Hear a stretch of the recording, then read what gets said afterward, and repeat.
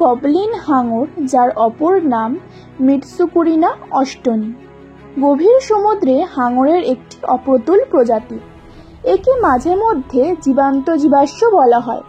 এটি মিটসুকুরিনিডি পরিবারের একমাত্র প্রতিনিধিত্বকারী বিদ্যমান প্রাণী, যার বংশ প্রায় 125 মিলিয়ন বছর পুরনো। এই গোলাপি চামড়ার প্রাণীটি বড়, চ্যাপ্টা নাকমুখ, সামনের দিকে প্রসারিত হওয়ার মতো বড় চোয়াল থাকে। এটি পরিণত অবস্থায় সাধারণত 3 এবং 4 মিটার অথবা 10 ফুট বা 13 ফুট লম্বা হয়, যদিও এটি আরও বড় হতে পারে।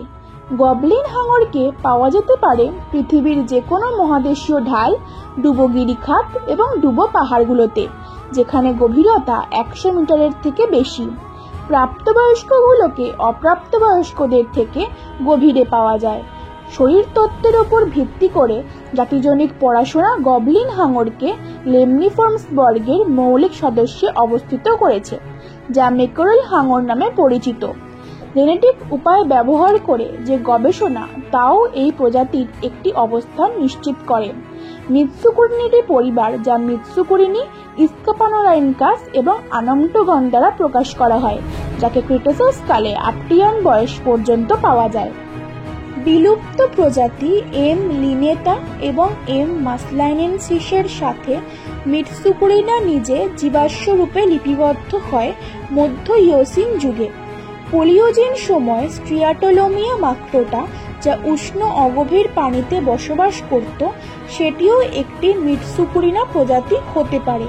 পুরাতন বংশের শেষ সদস্য হিসেবে এবং যা প্রিমিটিভ অনেক বৈশিষ্ট্য ধারণ করে, তাই গবলিন হাঙরকে জীবান্ত জীবাশ্ম হিসেবে বর্ণনা করা হয়। গবলিন হাঙরের তলোয়ারের মতো লম্বা এবং সমান বৈশিষ্ট্যমণ্ডিত মুখমণ্ডল আছে। বয়সের সাথে সাথে মুখমণ্ডল আনুপাতিক হারে কমতে থাকে। চোখগুলো ছোট এবং নেত্রপল্লববিহীন। চোখের পেছনে স্পাইকেরল থাকে। বড় মুখটি আকৃতিতে অধিবৃত্ত সদৃশ।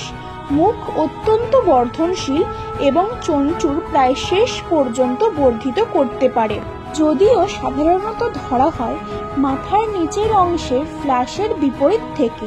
এটির আছে 35 থেকে 53টি উপরের এবং 31 থেকে 62টি নিচের দাঁতের সারি। মুখের প্রধান অংশের দাঁতগুলো হচ্ছে লম্বা এবং সংকীর্ণ, বিশেষ করে যেগুলো সিম্ফোসিসের কাছাকাছি এবং সুন্দরভাবে খাঁজকাটা করে সাঁটানো থাকে। চোয়ালের কোণার কাছাকাছি পিছনের দাঁত ছোট হয় এবং চাপার জন্য চ্যাপ্টা আকৃতি থাকে। অনেক পৃথক প্রকরণ ঘটে দাঁতের দৈর্ঘ্য এবং প্রস্থে, যার কিনা প্রধান শিখরের প্রতিটি পাশ দিয়ে একটি ছোট দাঁত আছে এবং সিম্ফোসিসের মধ্যে বা প্রধান এবং পিছনের দাঁতহীন ফাঁকা স্থানের উপস্থিতিতে থাকে। 5 জোড়া ফুলকা ছিদ্র হচ্ছে ছোট এবং ভিতরের আংশিক ফুলকা ফিলামেন্ট উন্মুক্ত থাকে। 5ম জোড়ার অবস্থান বক্ষের পাখনা উৎপত্তি স্থানের উপরে।